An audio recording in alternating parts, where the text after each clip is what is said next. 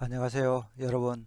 오늘의 천자문 사전은 제71화 용지약사입니다. 얼굴용, 거칠지, 같을 약, 생각사가 되겠습니다. 용지는, 이 용은 겉으로 드러나는 모습, 지는 그 행동 거지를 말합니다. 따라서 사자를 번역하면은 이 보이는 모습, 그리고 행동은 이 깊이 생각하는 듯 하라가 되겠습니다. 우리는 앞서 군자가 갖춰야 할 덕목으로 끊임없이 노력하는 자세, 맑고 투명한 마음에 대해 앞서 이야기하였습니다. 이제 용지 약사와 뒤에 나올 은사 안정에서는 군자의 이 응과 행에 대해서 이야기하고 있는데요. 군자는 겉으로 감정을 표출하거나 행동할 때에는 깊이 생각하고 입으로 표현하는 은사는 결코 가볍게 하지 않아야 함을 이야기하고 있습니다. 이 용지 약사, 은사 안정은 이 얘기, 공례에 나오는 이 문장에서 따온 것으로 보입니다. 무불경, 불경함이 없는 마음, 약사, 생각하는 듯한 신중한 모습, 안정사, 안정된 말들은 안민제, 백성들을 편안케 한다. 문장에서 백성을 다스리는 방도는 이 엄한 법이 아니라 이 백성을 살피는 이 어진 마음들임을 이야기하고 있습니다. 사자에서 이 용이란 것은 겉으로 보이는 모습을 말하는데요. 얘기 옥조편에서 군자가 마땅히 지켜야 할 9가지 모습, 즉 이 구용에 대해서 이야기하고 있습니다. 조격 중, 발은 무겁게, 수용 공, 손은 공손하게, 목용 단, 눈은 단정하게, 구용지, 입은 다물고, 성용 정, 소리는 조용히, 두용직, 머리는 곱게, 기용숙, 기운은 정숙하게, 입용덕, 서 있는 모습은 덕스럽게, 색용장, 얼굴빛은 장엄하게 해야 한다고 했습니다. 여기도 용지란 말이 나오죠. 이 용지는 이 거치다는 의미로 이 용지는 입을 가볍게 놀리지 않음을 말합니다. 그렇지만 이 용지 약사에서 이 용지는 이 모습과 이 움직임을 말하니 약간의 차이가 있다 하겠습니다. 그럼 글자에 대해 살펴보도록 하겠습니다. 먼저 얼굴용을 설명드리겠습니다. 이 자는 진면자에 골곡자의 합자로 되어 있지만은 각 골자를 보면은 이 안내자와 입구자의 조합으로 되어 있습니다. 그런데 이게 정확히 입구자는 아니죠. 모정자에 가깝습니다. 따라서 얼굴용의 각 골자는 이 토굴의 내부에 뭔가 물품을 보관하고 있다는 표현이 되겠습니다. 그렇지만 건문에서는 역시 토굴을 의미하는 이 구멍혈과 소리를 내다는 이 입구자의 조합으로 변형됩니다. 구멍혈은 동굴 입구를 그린 상형문자죠. 각 골자를 보면 이 동굴이 있고 안에 넓게 벌리다는 의미의 8팔이 자리 잡고 있습니다. 굴 속의 넓은 공간에서 옛 선사인들이 거주했기 때문에 구멍혈은 거주지의 의미가 있습니다. 따라서 이 얼굴용의 이 건문은 이 토굴 내부에 이 입구자가 있어서 소리가 울리다는 표현이 됩니다. 소전에서 이 얼굴용은 거주지를 뜻하는 진면자와 이 골곡자의 합자로 다시 변화가 되었습니다. 골곡은 두 개의 8팔과 입구자의 조합으로 이루어진 자형입니다. 자형은 넓다는 8팔이 두 개 연달아 있고 아래 입구자가 있어서 입을 점점 크게 벌리다는 의미로도 해석이 되기에 소리를 크게 내다 혹은 이 배가 고프다는 풀이가 가능합니다. 그래서 자형에는 키우다, 성장하다는 뜻이 있고 배가 고프다, 공공하다는 뜻도 있습니다. 한편 8팔은 이 자체로 이 둘로 나누다는 의미가 나중에 생겨났기 때문에 이 둘로 갈라진 이 산골과 그 입구를 표현한 것이라는 해석에서 골짜기라는 뜻을 가지게 됩니다. 그래서 지금은 주로 골짜기, 골의 의미로 주로 사용되고 있습니다. 따라서 이 얼굴용의 소전자형은 검문과 비슷한 의미로 이 집안 내부로 이 소리가 점점 크게 퍼져나간다는 표현이 되겠습니다. 얼굴용은 원래 빈 공간에 뭔가 이렇게 집어넣다는 의미로 사용되었다고 합니다. 그러나 소전 이후로 형성된 이 자행의 모습이 사람의 이 눈, 코, 입을 닿게 그려지게 되면서 사람의 얼굴 모양을 가리키는 자형으로 사용하게 됩니다. 그래서 용이라고 하면은 원래 가졌던 이 담다, 그릇 안에 넣다, 받아들이다, 보관하다는 뜻이 있고요.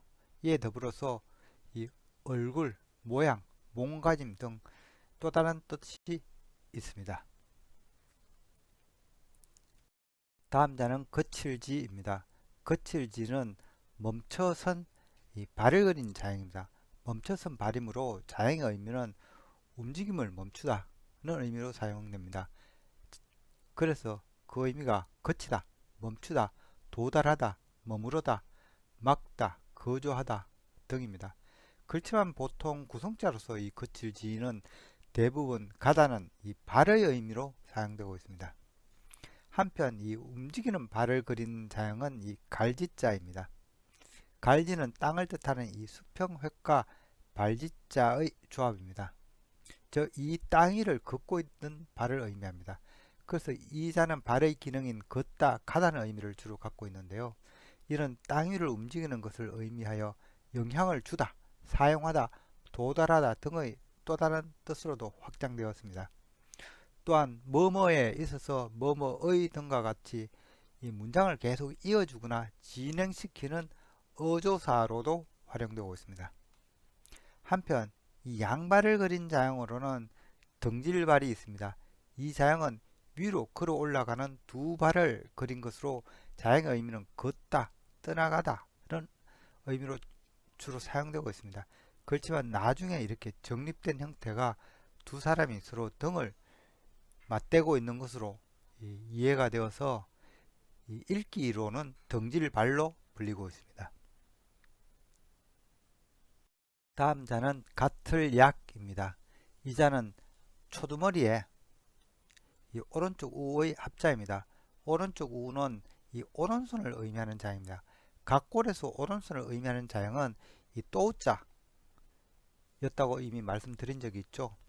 오른손은 자주 사용하는 손이라는 풀이에서 그 의미가 빈번하다, 자주 등으로 그 사용의 의미가 바뀌게 되면서 건문에서는 이 입구자를 추가해서 이 오른쪽을 뜻하는 오른쪽 우를 만들어내게 됩니다.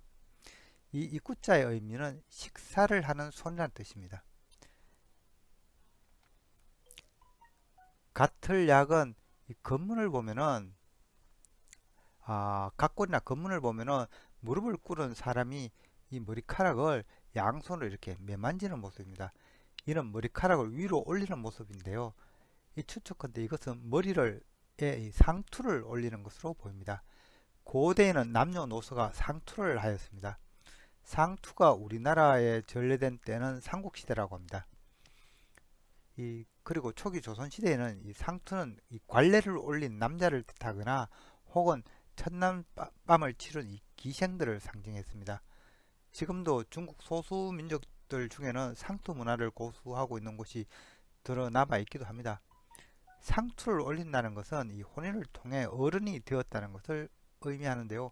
반대로 상투를 풀었다는 것은 바로 이 민간의 신분에서 다시 죄인의 신분으로 되는 것을 의미하였습니다. 그래서 이 자형은 누군가에게 속하게 되다는 것으로 풀이되어 처음 의미는 온순하다, 순종하다 였다고 합니다. 이후 자형은 허락의 의미가 강조되면서 건문에서는 이렇게 입구자가 하나 추가가 됩니다.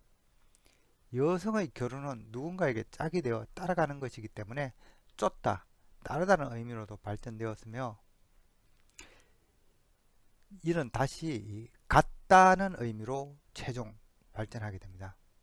그래서 이 같을 약이 뜻하는 바도 같다, 쫓다, 따르다, 어리다, 골라 뽑다, 미치다, 착하다, 견주다, 너, 당신 등이 되겠습니다. 한편 이 자형이 주로 같다 또는 쫓다 등으로 그 의미를 널리 사용하게 되자 원래 가졌던 순종하다, 허락하다는 의미를 따로 나타내기 위해서 변에 이렇게 말씀언을 넣은 자형이 바로 허락할 락이 되겠습니다. 오늘의 마지막 자는 생각사가 되겠습니다. 이 자는 이 받전자와 마음심의 합자로 되어 있죠. 그렇지만 원래는 이 정수리를 뜻하는 이 정수리 신자와 마음심의 이 합자에서 나온 자형이 되겠습니다. 이 정수리 신의 이 각골자를 보면은 위에서 내려다본 이 아기의 모습, 아기의 머리 모습입니다. 머리 중앙에 이 정수를 뜻하는 이 교차점이 있고 위로 이렇게 뾰족히 나온 이 코가 뻗어나온 머리 앞쪽을 나타내고 있습니다. 정수리는 이 기가 통하는 이 숨구멍이라고 합니다. 이곳은 4개의 이 머리 뼈판들이 합쳐지는 곳이기 때문에 아기 때는 아직 요 사이들이 열려 있다고 합니다.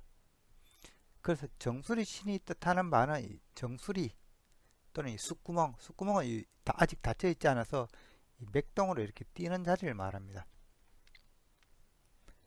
마음심의 각골자형은 이 짐승의 심장 모양을 본딴 것입니다. 심장은 동물의 중심에 있고 꿈틀거리는 이 심장 박동은 살아있다는 표식입니다. 그래서 고대인들은 이 심장에 생명의 본질, 즉 마음이 있다고 생각하였다고 합니다. 그렇지만 생각이라는 것은 사실은 사람의 이 머리를 통해 이루어집니다. 따라서 이 생각을 담당하는 이 머리와 이 마음이 담겨 있는 이 심장을 함께 그래서 마음의 생각을 표현한 것이 바로 생각사가 되겠습니다. 그런데 예서에서는 이 정수리 신이 받전자로 변화가 되면서 오늘날의 자형으로 따듬어졌습니다. 그래서 생각사가 뜻하는 바는 생각하다, 그리워하다, 슬퍼하다, 생각, 심정, 의사, 마음, 의지 등이 되겠습니다. 이상으로 오늘의 천자문사자 용지약사, 즉 군자의 모습과 행동은 생각하는 듯 하게 하라는 사자성어를 마치도록 하겠습니다. 그러면 군자는 어떤 것들을 생각하게 되는 걸까요? 이에 대해 공자께서는 9가지 생각, 즉 이 구사를 말씀하셨습니다. 공자왈 군자 유 구사, 공자 가로되 군자에게는 9가지 생각이 있다. 시사명, 청사총, 색사온.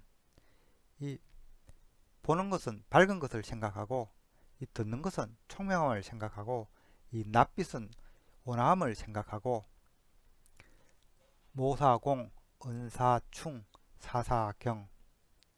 이 보이는 이 모습은 공손함을 생각하고, 말은 일관됨을 생각하고, 성김은 공경을 생각하고, 의사문, 분산한, 견덕사이. 의심이 나면은 물음을 생각하고, 화가 나면 이 난리 날 것을 생각하고, 이득이 보이면은 어려운가 생각하라. 이 구사필체는 명나라 황제 사종 이 두루마기에 선 글자가 되겠습니다. 마지막으로 한마디 더 하자면은 이 대학에는 이런 글귀가 있습니다. 성어 중 형어 외 마음속에 진실됨이 있다면은 겉으로 형성화가 된다는 말입니다. 비록 보이지 않지만 내가 진정성을 갖고 있다면 언젠가 밖으로 드러나게 된다는 말입니다. 따라서 조그만 일에도 깊이 생각하고 진정성 있게 행동하는 것이야말로 군자가 추가해야 할 또 다른 덕목이 아닌가 싶습니다. 지금까지 시청해 주셔서 감사합니다.